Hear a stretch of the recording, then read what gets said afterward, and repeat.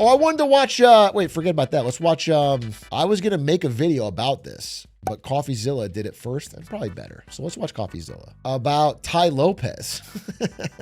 It's always the guys you suspect the most. Tai Lopez was finally found guilty for his Radio Shack scam, his Radio Shack pump and dump. Recently, he was accused of raising $112 million through fraudulent offerings with his co-founder Alex Mayer and Maya Birkenrode.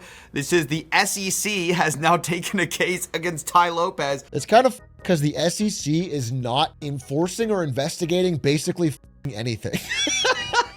Which means you have to be so bad, so blatant, and such an easy target with no connection to have them still get you on this. These allegations spell trouble for our boy, the boy from the garage. I don't know if you remember our fresh-faced guy, the reason for the ad block. Here he is right here. Here in my garage, just bought this new Lamborghini here. And I guess now we know how. Of course, later he transitioned to Here in My Backyard. That was kind of the sequel to all of this. Hey, here in my backyard. Didn't they find out that house was rented? It was all rented. I mean, someone tracked it, right? They found the listing. For a while, he kind of got away with it. Nobody was really going after him because at the end of the day, when you sell knowledge and you overpromise and underdeliver, people don't get too mad. I mean, people like me would kind of call you a grifter. That's really the worst that's going to happen to you. The problem with Tai was he's one of these guys who went from, trying to sell the fact he's this business savant because he quotes Charlie Munger all the time, to now taking money from people and actually raising money for some businesses that he was going to run. You may know Radio Shack, Pier 1, Steinmart, a bunch of companies that went out of business, and Tai bought them up with a bunch of other people's money. I mean, the plan was grifty, but it made sense.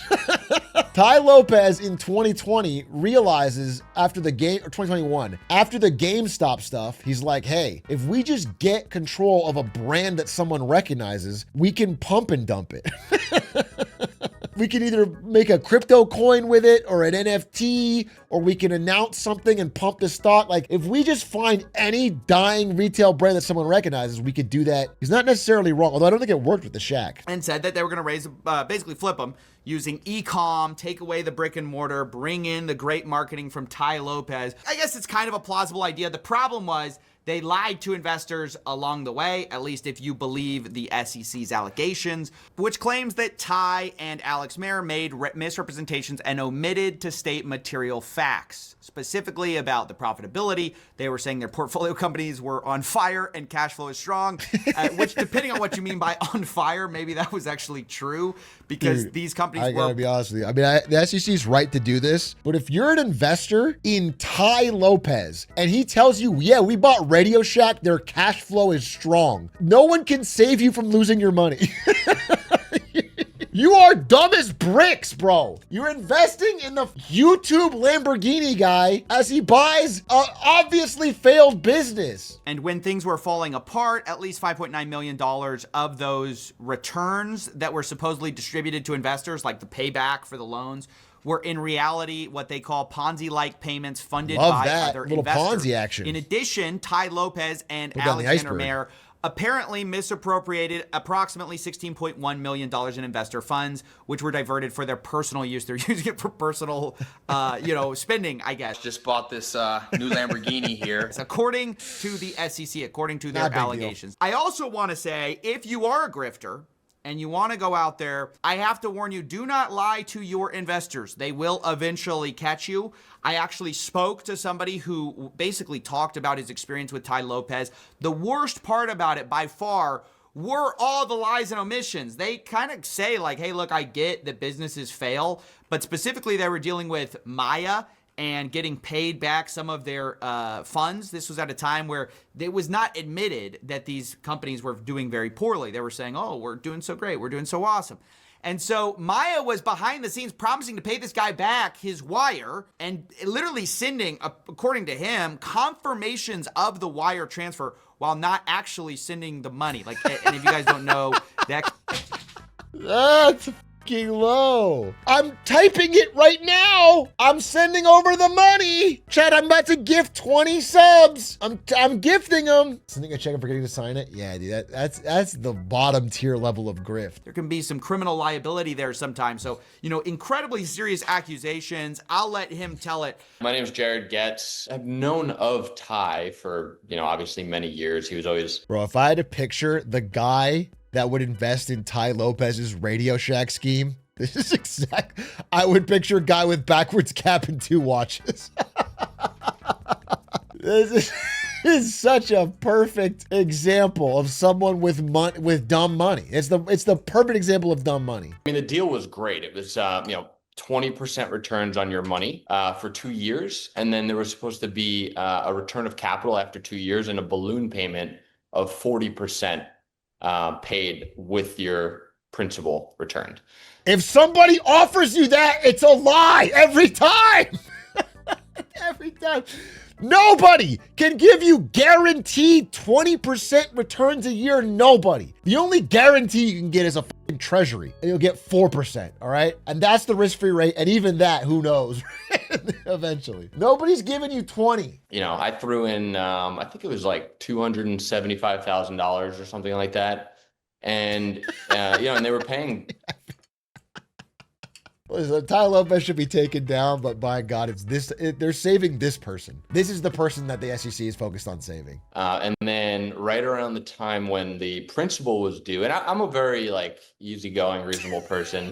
Right around the time the principal was due, Maya reached out and she was like, hey, is it cool if we postpone your payment for 2 weeks? We're just getting things in order. And, they sent a test wire and I got the test wire and they said, okay, cool. We sent your wire.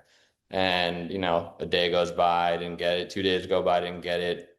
3 days, didn't get it. Hey, Maya, I didn't get the wire. Cool, let me look into it for you. Let me figure out what's going on.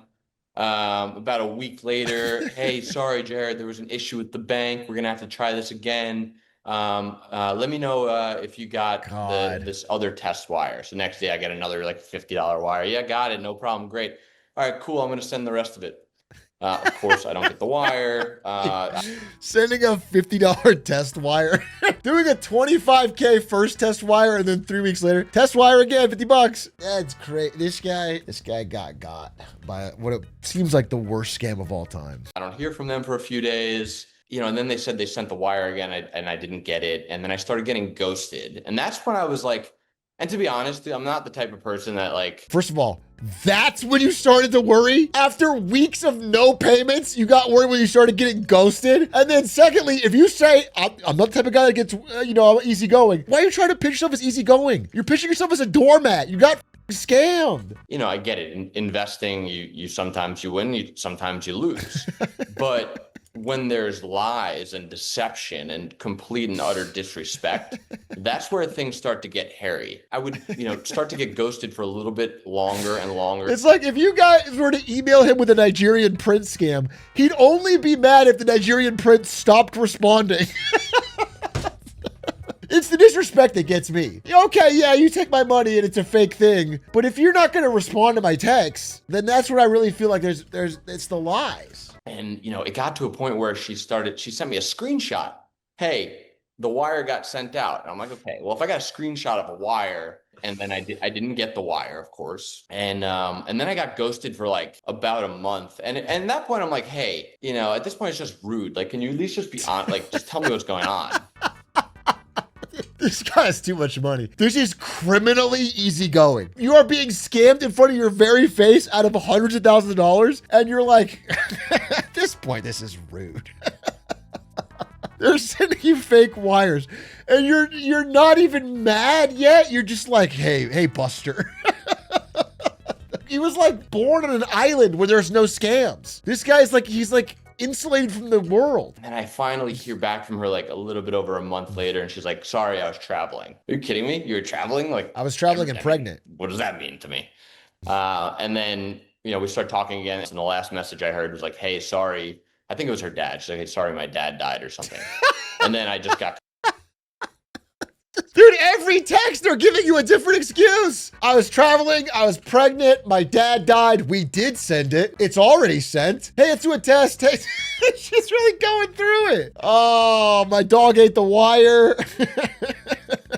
This is what the SEC is cracking down on. This is the victim that we are most worried about. There is so much fraud happening right now. There's so many misleading statements. The president has a $5 billion crypto coin that we stopped him for. We stopped him for any major crypto regulation. And now we are worried about a dropshipping guru who seems like the most scalable person of all time. And make no mistake, we live in a world where you're trying to be controlled, both maliciously by people and... I gotta be honest with you, dude.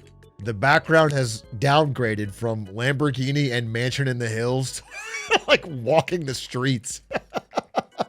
It's giving way more homeless than it's giving millionaire guru. He also brought on Trevor Milton, who famously got pardoned by Trump after, the whole FBI, indictment and later charges, and he was going to pay back.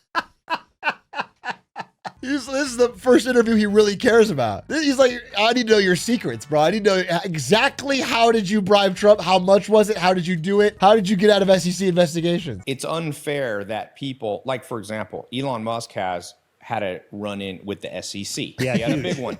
And he says, I saw a recent article where Elon said, if I knew what I knew now, I would not have settled. He took a settle. He settled and had to pay a fine, had to step down from being the board of directors of Tesla. And it's clearly a trophy hunting case. In your experiences, I've never met you before. I've never met him. Never once ever spoken to you until today, until I got invited on. It's amazing that so many people have had to come to that same realization mentally. What a special thing. Like, everyone had to go through their battle. Yes. I honestly thought it was something unique to what I went through. And now I'm hearing it's coming from...